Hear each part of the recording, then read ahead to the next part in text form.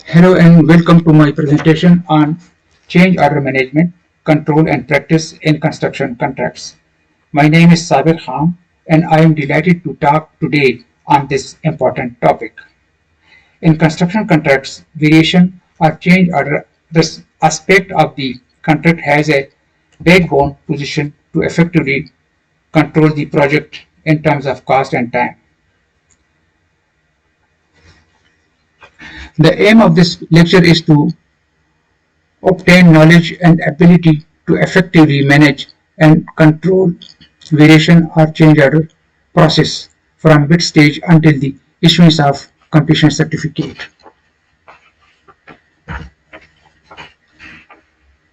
Now I will start from variation. Variations or change orders, both are synonymous terms, play key role in contract management in terms of cost and time. Change order management starts from the bid stage and continues until the issuance of completion certificate or taking over certificate. Review of bid documents is critical to ensure that relevant clauses exist in the conditions of contract under which the engineer has the right to issue variation instruction.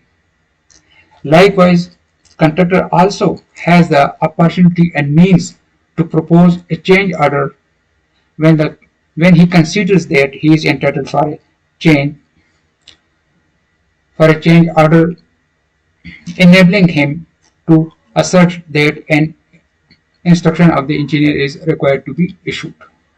The contract must define a clear procedure for the initiation of variation and clearly define mechanism of cost proposal, procedure for valuation, contractor's involvement to negotiate and agree rates, and in case of non-agreement on rates, power of the engineer to fix provision rates.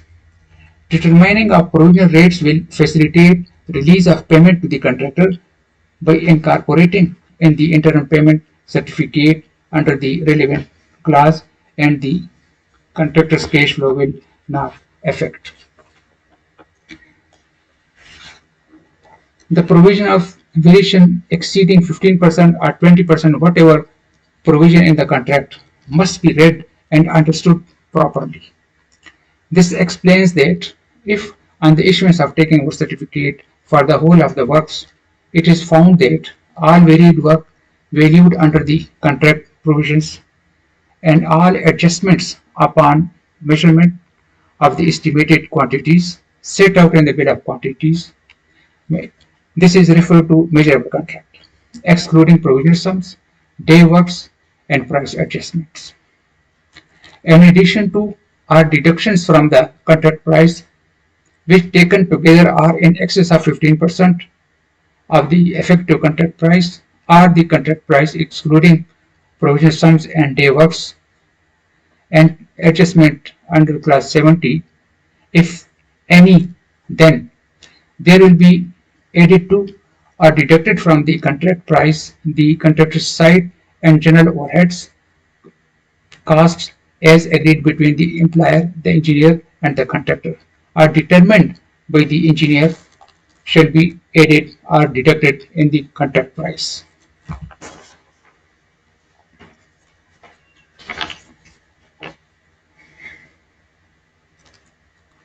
Six steps are required to be considered for effective management and control of change order process. These are as follows. The engineer will issue instruction to vary the scope of works or issue request for proposal to the contractor. The contractor will respond to the engineer's request for proposal. The engineer will review the contractor's proposal. If the proposal is compliant with the contract, the engineer will issue formal change order under the contract. The employer will pay the contractor upon receipt of IPC in respect of the change order scope. Step 1. As a first step, the engineer issues instruction to vary the scope of works. For example, under fitting conditions of contract for construction for building and engineer works designed by the employer, Red Book 1999, subclass 13.1. The engineer has the right to initiate a variation at any time prior to the issuance of taking work certificate. Under subclass 13.1 paragraph 2, the contractor will execute and be bound by variation unless the contractor gives prompt notice to the engineer stating with supporting particulars that the contractor cannot readily obtain the goods required for the variation. Upon receiving this notice, the engineer shall cancel, confirm, or vary the instruction. Each variation may include change to the quantities of any item of works included in the contract. However, such change do not necessarily constitute a variation, and a variation instruction is not required for the increase or decrease in the quantities for the measurable contract and for the lump sum contract both. Change to the quality and other characteristics of the items of work, change to the levels, positions, and or dimensions of any part of the works, omission of any work unless it is to be carried out by others, any additional work, plant, materials, or services necessary for the permanent works, including any associated tests on completion, boreholes, and other testing and exploratory works, are changed to the sequence of or timing of the execution of the works. Step 2. The contractor should respond to the engineer's variation instruction or RFP promptly upon its receipt. To deal with the RFP procedure is always specified in the contract. On receipt of variation instruction or RFP, the contractor's commercial team should start working on estimation and assessment of costs.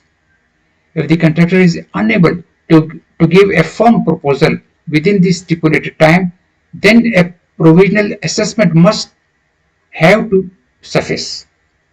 It is to be noted that the engineer and the contractor both must follow the procedure envisaged in the contract so that both the parties know exactly what information the contractor needs in order to estimate the time and cost impact of the RFP, and the contractor should know how the engineer would like its response to be presented.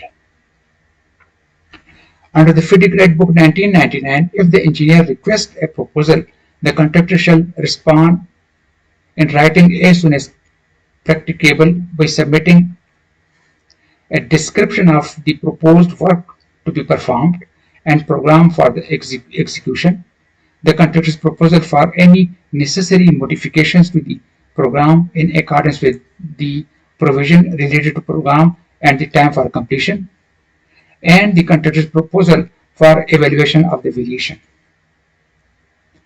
When pricing the change order proposal, the contractor should take account of all factors affected by the works it covers. For example, if it is merely a material substitution, apparently there might be no change in labor involvement. But on close checking, the new material in fact may require a high labor, plant or equipment contribution at the storage, handling, preparation, installation, or finishing stage, and the contractor must substantiate this. Manufacturer's data will provide information which can be used in this respect, and the contractor might have its own records where it has used both the original and the substituted materials. Where there is additional labor content, it is safe to say that there will be a time consideration.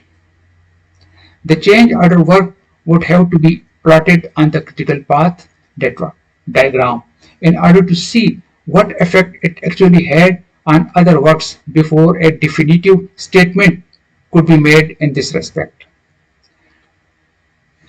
To add markups to the direct and indirect costs incurred to cover overheads of head office and side office and profit in the event that the contractor has not defined what markup percentage are to be added to change order proposals, the contractor might have to prove from its company's financial records or from the tender rate built up what the appropriate percentage are. If the work is similar to the contract work and where bill of quantities or schedule of rates available in those documents, those will be used directly or interpolated to suit or derive the new rates. The engineer shall, as soon as practicable, after receiving such proposal, respond with approval, disapproval, or comments. The contractor shall not delay any work while waiting for response. Each variation shall be evaluated in accordance with the relevant provision of the contract. For example, Class 12 Measurement and Evaluation of Federal Credit Book 1999. Step 3. The engineer shall follow and implement the contractual procedure of receiving and checking the contractor's response to RFP. It is preferable for the engineer to call the contractor to a meeting if there is anything in the contractor's proposal which the employer cannot understand or which it considers to be an error. This is less time consuming than returning the response for correction and amendment. This will speed up the whole change order procedure. Both parties must endeavor to negotiate and agree the proposal. This will avoid the contractor's cash flow problem and potential disputes. Step 4. When the engineer is satisfied that the contractor's response to RFP is in compliance with the contract and in order in terms of technical contents and their time and cost are realistic and reasonable, the engineer will issue a change order. The engineer shall proceed to formally agree and determine change order and issue formal instruction of change order which will set out the scope of work, cost and time. For example, the engineer will issue determination under Federal Credit Book 1999, subclass 3.5. If the engineer and the contractor are unable to reach a timely agreement on the proposal and it is critical for the change order work to be proceeded without delay, then it is highly advisable for the contractor to keep record of cost and timeline of materials, plant and equipment procured, and other relevant records concerning the change order work. This will help in resolving the cost and time issue later on should the parties fail to agree. It is advisable to keep the record on a day work form duly signed on a daily basis by the contractor and the engineer as being the true evidence. Step 5. On receipt of the engineer's formal determination or approval in writing, the contractor should proceed with the performance of the change order work. The contractor must include a schedule revision as part of its proposal. Once the change order has been issued, the contractor should check this revised schedule to ensure that it is still valid and should update the project schedule incorporating the change order work. The change order work activities must be identified clearly on the updated project schedule so that the employer can understand with clarity the impact of change order work on other activities. Step 6. The employer will pay the contractor for the change order work just as it would pay for any other contract work in a manner consistent with the payment regime agreed under the contract for the project as a whole. One last important thing I want to say that the employer should arrange timely funds for change orders so that when these change orders occur, there should not be any constraint of funds. The contractor should not suffer from the employer's cash flow problems due to poor budgetary management and control of the employer. Thank you.